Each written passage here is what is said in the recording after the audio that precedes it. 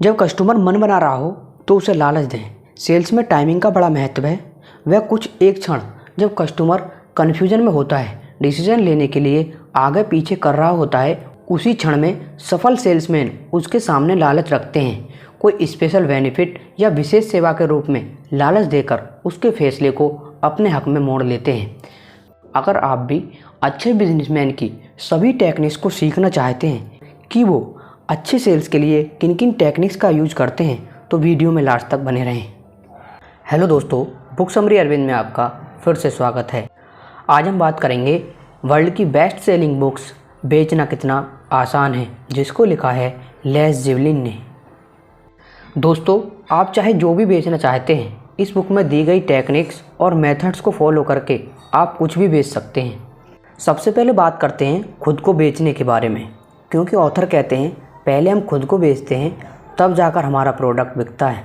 Lesson number 1, यदि आप sales के क्षेत्र में सफलता चाहते हैं तो सबसे पहले अपने आप से ये 6 वादे करने होंगे। नंबर 1, बुनियादी चीज़ों पर लगातार काम करेंगे। किसी काम को सीखने की शुरुआत उनकी बुनियादी चीज़ों को सीखने से होती है। फॉर एग्जाम्पल, स्पोर्ट्स के क्षेत्र में प्लेयर डेली प्रैक्टिस करते हैं, बार बार करते हैं और लगातार करते हैं। नई चीज़ों से ज़्यादा उनका ध्यान बुनियादी चीज़ों की प्रैक्टिस पर होता है। एक फुटबॉल प्लेयर घंटों तक ब्लॉकिंग की प्रैक्टिस करता है। फुटबॉल की ये बुनियादी चीज़ है। इन पर महारत हासिल करके ही कोई प्लेयर अपने को श्रेष्ठ साबित कर सकता है। पॉइंट नंबर 2, जीतने की प्रतिबद्धता। सामान्य लोगों में और विजेताओं में फ़र्क सिर्फ इतना होता है कि एक विजेता जीत के लिए प्रतिबद्ध रहता है। आप खुद से यह वादा ना करें कि आप पूरी कोशिश करेंगे या जी जान लगा देंगे। आप सिर्फ और सिर्फ यह वादा करें कि किसी भी हाल में आप जीत कर रहेंगे। पॉइंट नंबर 3, दिमाग खुला रखें। आपको खुद से यह वादा करना है कि आप किसी भी स्थिति में दिमाग खुला रखेंगे और नई चीज़ों को सीखने और स्वीकारने के लिए रेडी रहेंगे। जिनके पास यह क्वालिटी होती है वह हमेशा एक अच्छे श्रोता होते हैं, जिसके चलते लोगों से बेहतर रिलेशन बना पाते हैं। पॉइंट नंबर 4, एक संपूर्ण प्रोफेशनल बने।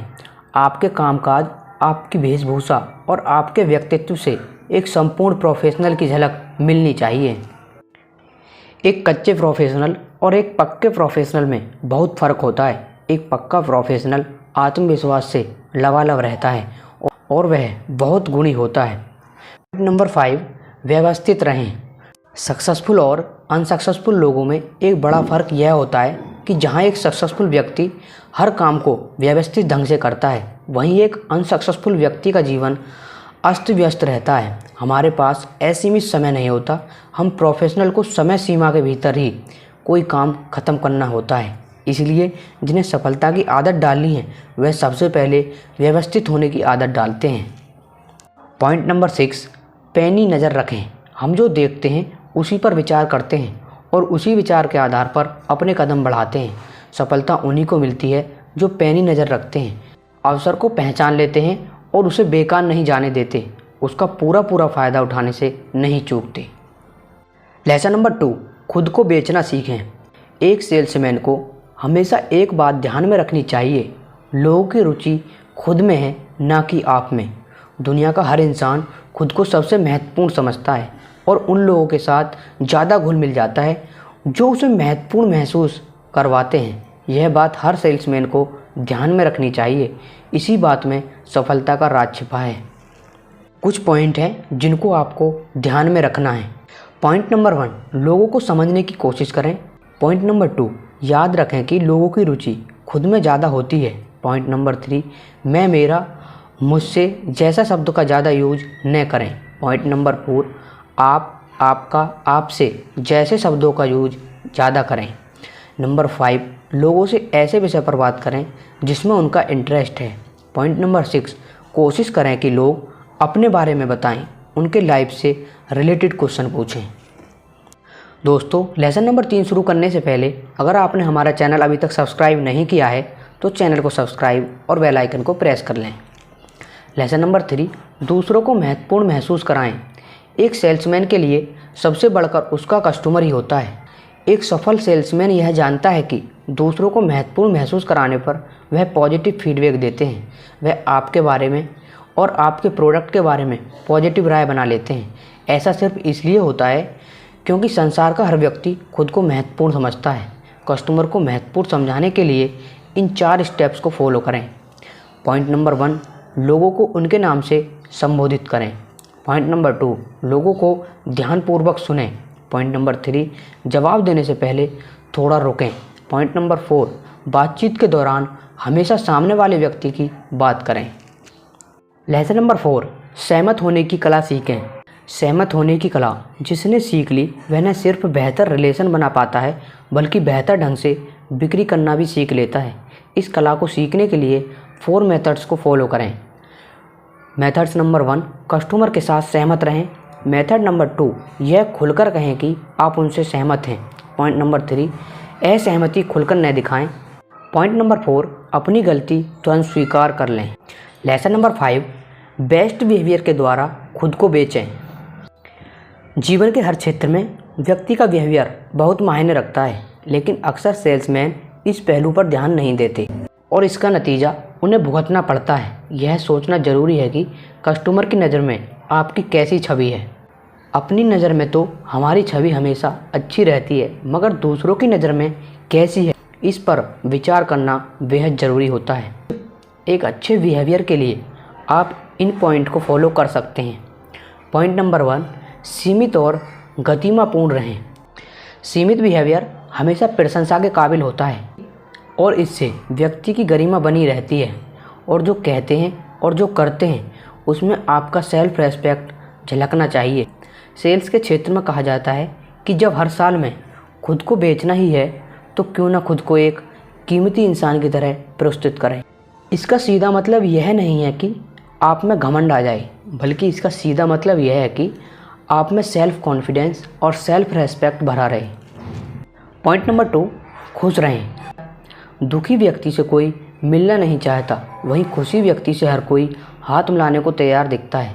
सेल्स के क्षेत्र में आप लटका हुआ चेहरा लेकर नहीं उतर सकते। लोग वैसे ही परेशान हैं, उन्हें और परेशान नहीं कर सकते। वही सेल्समैन सफल होता है जो खुश रहता है और लोगों को हंसाने की कोशिश करता है। पॉइंट नंबर 3, उत्साहित रहें। जीवन के हर क्षेत्र में उत्साहित लोग दूसरों के मुकाबले ज़्यादा सफल होते हैं। वहीं लोग ज़्यादा पैसे कमाते हैं और ज़्यादा खुशहाल होते हैं। जिनके पास उत्साह की कमी है उन्हें निराश होने की ज़रूरत नहीं। उत्साह एक ऐसी चीज़ है जिसे अभ्यास के द्वारा अपने भीतर लाया जा सकता है। पॉइंट नंबर 4, ईमानदारी बरतें। सेल्स के क्षेत्र में ईमानदारी को सबसे बड़ा गुण समझा जाता है और ईमानदार सेल्समैन को सबसे ज़्यादा पसंद किया जाता है। पॉइंट नंबर 5, ज़्यादा बेचैनी न दिखाएं। किसी बड़े सौदे से पहले अक्सर एक सेल्समैन घबराहट और बेचैनी महसूस करता है। ऐसा होना नेचुरल है, मगर गलती उससे तब हो जाती है जब वह अपनी बेचैनी जाहिर कर देता है। इससे उसे बचना चाहिए। हमारी बेचैनी और घबराहट देखकर लोगों के अंदर संदेह उत्पन्न होता है और वे पीछा छुड़ाने की कोशिश करते हैं। इससे सौदा हमारे हाथ से जा सकता है। एक सेल्समैन के लिए बेहतर यही होता है कि वह हर साल में अपनी बेचैनी और घबराहट को दबा ले जाए, कभी जाहिर न होने दें। पॉइंट नंबर 6, किसी के बारे में बुरा मत कहें। एक सफल सेल्समैन कभी अपने कॉम्पिटिटर या उसके प्रोडक्ट की बुराई नहीं करता। वह भले तुलनात्मक अंतर दिखाने का प्रयास करे, लेकिन कॉम्पिटिटर के प्रोडक्ट की बुराई से बचता है। सेल्स के क्षेत्र में अपनी विशेषताओं को बताना ज़रूरी है, लेकिन किसी की बुराई करना ज़रूरी नहीं है। पॉइंट नंबर 7, धन्यवाद कहना सीखें। हम सब चाहते हैं कि हमारे काम और हमारी प्रशंसा की जाए। हमारे लिए कोई आभार प्रकट करता है तो हम अच्छा महसूस करते हैं, मगर बहुत से सेल्समैन इस बात को समझते ही नहीं। वे अपना काम निकाल लेते हैं और चलते बनते हैं। ऐसे सेल्समैन ना तो अपने साथ लोगों को जोड़ पाते हैं और न ही कोई लंबे चलने वाला रिलेशन बना पाते हैं। धन्यवाद कहते समय इन बातों का ध्यान रखें। पॉइंट नंबर 1, ईमानदारी के साथ धन्यवाद कहें। पॉइंट नंबर 2, स्पष्ट रूप से और खुलकर कहें। पॉइंट नंबर 3, कस्टमर की तरफ देखकर धन्यवाद दें। पॉइंट नंबर 4, हमेशा कस्टमर का नाम लेकर धन्यवाद दें। पॉइंट नंबर 5, धन्यवाद देने का अवसर तलाशें। पॉइंट नंबर 8, सुनना सीखें। आप बात करते हैं सुनना सीखें के बारे में, क्योंकि यदि किसी को सुनना नहीं आता तो उसके लिए कुछ बेचना बहुत ही मुश्किल हो जाता है। जब आप किसी कस्टमर को ध्यान से और ईमानदारी के साथ सुनते हैं तो वह खुद को महत्वपूर्ण महसूस करता है और उसकी प्रतिक्रिया बेहद पॉजिटिव हो जाती है। सुनने की आदत डालने से एक और फ़ायदा होता है, जितना ज़्यादा आप सुनते हैं उतना ज़्यादा आप सीखते हैं और उतने ही समझदार होते जाते हैं। हम सब में बेहतर श्रोता बनने की योग्यता होती है। इस कला को सीखने के लिए आप इन 5 स्टेप को फॉलो कर सकते हैं। पॉइंट नंबर 1, वक्ता की तरफ देखकर सुनें। पॉइंट नंबर 2, वक्ता की तरफ झुककर और ध्यान से सुनें। पॉइंट नंबर 3, मीनिंगफुल क्वेश्चन करें। पॉइंट नंबर 4, टोकने और विषय बदलने की गलती न करें। पॉइंट नंबर 5, बातचीत के दौरान आप और आपका जैसे शब्द का प्रयोग करें, न कि मैं और मेरा। अब हम बात करेंगे इस किताब के सबसे महत्वपूर्ण 4 स्टेप्स के बारे में, जो आपकी बहुत ज़्यादा मदद करेंगे। स्टेप नंबर 1, बिक्री शुरू कैसे करें। किसी भी काम की शुरुआत उतनी महत्वपूर्ण होती है जितना कि उसका अंत। अगर शुरुआत अच्छी ना रहे तो अंत होना मुश्किल है। बिक्री की शुरुआत के लिए इन 3 स्टेप्स को फॉलो करें। पॉइंट नंबर 1, शुरुआती क्षणों में ही सौदे का रुख तय हो जाता है। शुरुआत पॉजिटिव होती है तो 10 में से 9 बार रिजल्ट पॉजिटिव होते हैं। किसी भी मीटिंग की शुरुआत एक मुस्कान के साथ करें, बदले में आपको भी मुस्कान मिलेगी और शुरुआत अच्छी होगी। जब आप शुरुआती पलों में ही हमदर्दी का आदान प्रदान हो गया तो इसके बाद कुछ अच्छा कहें, कोई कॉम्प्लीमेंट या बधाई दें। इससे माहौल में और मिठास घुलेगी। याद रखें, मिठास और मुस्कान बांटेंगे तो बदले में मिठास और मुस्कान मिलेगी। पॉइंट नंबर 2, संभव हो तो कस्टमर के सामने एक सेल्समैन नहीं, एक सलाहकार के रूप में पेश आएं।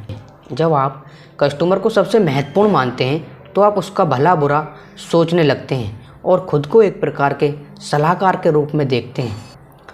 वहीं एक सेल्समैन जो खुद को एक महज सेल्समैन समझता है, सलाहकार नहीं, ग्राहक की भावनाओं को अनदेखा कर सिर्फ प्रोडक्ट बेचने पर ध्यान रखता है।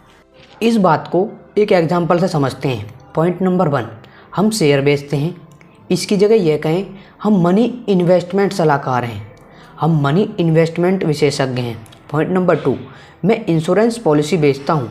इसी जगह यह कहें कि मैं इंश्योरेंस सलाहकार और विशेषज्ञ हूँ। पॉइंट नंबर 3, मैं सेल्समैन हूँ। इसी जगह यह कहें कि मैं मार्केटिंग प्रोफेशनल हूँ। हेलो दोस्तों, बुक समरी अरविंद में आपका फिर से स्वागत है। आज हम बात करेंगे वर्ल्ड की बेस्ट सेलिंग बुक्स बेचना कितना आसान है, जिसको लिखा है लेस जिवलिन ने। दोस्तों, आप चाहे जो भी बेचना चाहते हैं, इस बुक में दी गई टेक्निक्स और मेथड्स को फॉलो करके आप कुछ भी बेच सकते हैं। सबसे पहले बात करते हैं, आप लोगों की हेल्प तब तक नहीं कर सकते जब तक ये नहीं समझ जाएं कि उनकी रिक्वायरमेंट क्या है। इसलिए कस्टमर की रिक्वायरमेंट का पता लगाने से बिक्री में सफलता मिलती है। कस्टमर की रिक्वायरमेंट जानने के लिए इन स्टेप्स को फॉलो कर सकते हैं। पॉइंट नंबर 1, कस्टमर की सामाजिक आर्थिक स्थिति की जानकारी लें। पॉइंट नंबर 2, कस्टमर यदि बिजनेसमैन है तो उसके स्टॉक की जानकारी लें। पॉइंट नंबर 3, कस्टमर को ध्यान से देखकर सुनकर उसकी रिक्वायरमेंट का अनुमान लगाएं। पॉइंट नंबर 4, कस्टमर से मीनिंगफुल क्वेश्चन पूछें, जैसे आपको प्रॉब्लम कहाँ नज़र आती है, किस चीज़ से इसका सॉल्यूशन होगा। अब हम बात करेंगे इस किताब के महत्वपूर्ण 4 स्टेपों में से दूसरे स्टेप की। स्टेप नंबर 2, सेल्स प्रेजेंटेशन कैसे दें। हर एक सेल्समैन की यह कोशिश होनी चाहिए कि वह बेहतर से बेहतर सेल्स प्रेजेंटेशन देना सीखे। यह भी अपने आप में एक कला है, जिसे सीखे बिना सेल्समैन सफल नहीं हो सकता। इस कला को सीखने के लिए इन पॉइंट को फॉलो ज़रूर करें। पॉइंट नंबर 1, कस्टमर की नज़रों के सामने प्रस्तुत करो। मान लें कि आपकी पॉकेट में एक पेंसिल है जिसे आप बेचना चाहते हैं। आप कस्टमर से कहते हैं, मेरे पास एक पेंसिल है, मैं उसे आपको बेचना चाहता हूँ। लेकिन अच्छा सेल्समैन इस सॉल्यूशन में कस्टमर की तरफ देखते हुए जेब में से पेंसिल निकालकर कस्टमर की नज़रों के सामने रखेगा और कहेगा, ये पेंसिल मैं आपको बेचना चाहता हूँ दोनों सिचुएशन में फ़र्क यही है कि जहां पहली बार कस्टमर ने पेंसिल को देखा ही नहीं, वहीं दूसरी बार उसने पेंसिल को अपनी नज़रों के सामने पाया। दूसरी बार में प्रोडक्ट का रंग, रूप, आकार, प्रकार सब कुछ उसकी नज़रों के सामने था। पॉइंट नंबर 2, फ़ायदे बेचें ना कि प्रोडक्ट या सेवा।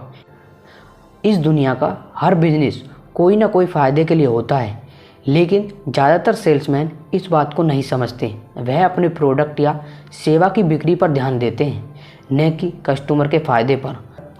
आप ये भूल न करें, अपना प्रोडक्ट या सर्विस नहीं बल्कि कस्टमर का फ़ायदा कस्टमर को बेचने का प्रयास करें। पॉइंट नंबर 3, बिक्री की प्रक्रिया में कस्टमर को मानसिक और शारीरिक रूप से शामिल करें। आइटम कस्टमर के हाथों में थमा दें, उसे महसूस करा दें, उसे हाथों में थामे रखने दें। कस्टमर से क्वेश्चन पूछें, उनकी ओपिनियन जानने की कोशिश करें। ऐसा करने से आप कस्टमर को मानसिक और शारीरिक रूप से बिक्री की प्रक्रिया में शामिल कर लेते हैं। बिक्री की शुरुआत से लेकर अंत तक कस्टमर पूरी तरह आपके साथ शामिल है। पॉइंट नंबर 4, विश्वास दिलाने के लिए तीसरे पर्सन की गवाही प्रस्तुत करें। मान लें कि आप किसी कस्टमर को इंश्योरेंस पॉलिसी बेचना चाहते हैं। ऐसे में आप किसी अन्य कस्टमर को मिले फ़ायदे के बारे में बताते हैं तो इसका एक बड़ा ही पॉजिटिव प्रभाव पड़ता है। जैसे श्रीमती डिसूजा को हमने यह पॉलिसी बेची है, वह अपने फ्यूचर को लेकर काफ़ी निश्चिंत हो गई हैं। यह सुनकर सामने वाले कस्टमर को एक प्रकार का भरोसा मिलता है। पॉइंट नंबर 5, एक प्रोडक्ट को दूसरे से तुलना न करें। कई सेल्समैन एक साथ बहुत सारे प्रोडक्ट लेकर कस्टमर के सामने बैठते हैं और एक प्रोडक्ट का दूसरे के साथ कंपैरिजन करते हुए कस्टमर को कन्फ्यूजन में डाल देते हैं। वह यह डिसीजन ही नहीं ले पाता कि क्या खरीदना है और क्या नहीं। पॉइंट नंबर 6, अपनी बात ठीक ढंग से समझाएं। बहुत से सेल्समैन इतनी जल्दी और इतनी अस्पष्ट रूप से बोलते हैं कि कस्टमर उनकी बातों को ठीक ढंग से समझ ही नहीं पाता। इसके चलते बिक्री नहीं हो पाती। एक बार में ही सब कुछ समझा देने की कोशिश न करें, बारी बारी से एक एक चीज़ समझाएं। सेल्स के क्षेत्र में वही सफल होते हैं जो कस्टमर को अपनी बात ठीक ढंग से और पूरी तरह समझाने में सफल होता है। अब हम बात करेंगे स्टेप नंबर 3, आपत्तियां दूर कैसे करें। आपत्ति या विरोध से हमें यह पता चलता है कि कस्टमर के मन में क्या चल रहा है। यह अपने आप में एक अवसर होता है। आप कस्टमर की आपत्तियां दूर करके बिक्री पूरी करने में सफल हो सकते हैं, लेकिन आपत्तियां दूर करते समय इन बातों का ध्यान जरूर रखें। पॉइंट नंबर 1, हुनर का इस्तेमाल करें, ताकत का नहीं। पॉइंट नंबर 2, उत्तेजना और घबराहट को दूर करें। पॉइंट नंबर 3, कस्टमर के साथ बहस ना करें। पॉइंट नंबर 4, धैर्य के साथ काम लें। आपत्तियों को दूर करने के लिए ये 3 महत्वपूर्ण टेक्निक आप अपना सकते हैं।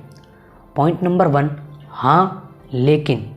इस टेक्निक में आप पहले तो कस्टमर के साथ सहमति दिखाते हैं ताकि उसका विश्वास जीत सकें और फिर अपनी बात सामने रखते हैं। फॉर एग्जांपल, पॉइंट नंबर 1, आप ठीक कहते हैं, लेकिन इस बात पर भी आप। पॉइंट नंबर 2, मैं आपसे सहमत हूँ लेकिन। पॉइंट नंबर 3, मैं मानता हूँ आप अपनी जगह ठीक हैं, लेकिन आजकल सब कुछ बदल गया है, मैं आपको समझाता हूँ। पॉइंट नंबर 4, मैं समझ रहा हूँ कि आप कैसा महसूस कर रहे हैं, लेकिन। टेक्निक नंबर 2, वाई यानी क्यों। इस टेक्निक में आप कस्टमर की असंतुष्टि के मूल कारणों को समझने की कोशिश करते हैं। फॉर एग्जांपल, कस्टमर, मुझे नहीं लगता इससे बात बनेगी। सेल्समैन, मैं समझता हूँ, लेकिन क्या आप बता सकते हैं कि आप क्यों ऐसा महसूस करते हैं। कस्टमर, पिछली बार का हमारा अनुभव ठीक नहीं रहा। सेल्समैन, क्या आप बता सकते हैं हमसे क्या चूक हुई है। टेक्निक नंबर 3, आपत्ति को उलट देना। इस टेक्निक में आप आपत्ति को उलटकर उसी पर अपना प्रश्न खड़ा करते हैं। यह एक चुनौतीपूर्ण तकनीकी है मगर बेहद कारगर भी। फॉर एग्जांपल, कस्टमर, मंदी चल रही है, हम खर्चा नहीं बढ़ा सकते। सेल्समैन, खर्च करेंगे तभी तो मंदी से बाहर निकल पाएंगे। कस्टमर, प्रीमियम बहुत ज़्यादा है, मैं नहीं भर सकता। सेल्समैन, आज आप प्रीमियम भरेंगे तभी तो आप कल सुरक्षित रहेंगे, हमें भविष्य के बारे में सोचना चाहिए। अब हम बात करेंगे इस किताब के 4 स्टेप में से सबसे महत्वपूर्ण स्टेप नंबर 4 के बारे में। बिक्री पूरी कैसे करें। सेल्स प्रोसेस का सबसे महत्वपूर्ण हिस्सा है। बिक्री को पूरा होना। हम सब रिजल्ट के लिए काम करते हैं। पूरी दुनिया का बिजनेस रिजल्ट पर टिका है और सेल्स की दुनिया भी रिजल्ट्स पर टिकी हुई है। किसी चीज़ को हम जोर ज़बरदस्ती से नहीं बेच सकते, अपने स्किल से ही बेच सकते हैं। बिक्री को पूरा करने के लिए इन 5 टेक्निक्स का यूज ज़रूर करें। टेक्निक नंबर 1, जब कस्टमर मन बना रहा हो तो उसे लालच दें।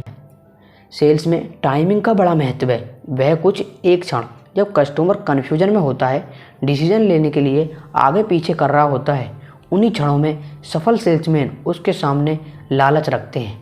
कोई स्पेशल बेनिफिट या विशेष सेवा के रूप में लालच देकर उसके फैसले को अपने हक में मोड़ लेते हैं।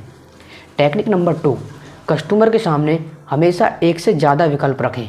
जो सेल्समैन सिर्फ एक विकल्प लेकर कस्टमर के सामने बैठते हैं, उन्हें यह बिक्री करने में कोई इंटरेस्ट नहीं होता या फिर उनमें कुछ ज़्यादा ही सेल्फ कॉन्फिडेंस होता है। दोनों ही सिचुएशन सेल्स के लिए खतरनाक हैं। आप कस्टमर को सिर्फ एक ही चीज़ चुनने पर मजबूर नहीं कर सकते।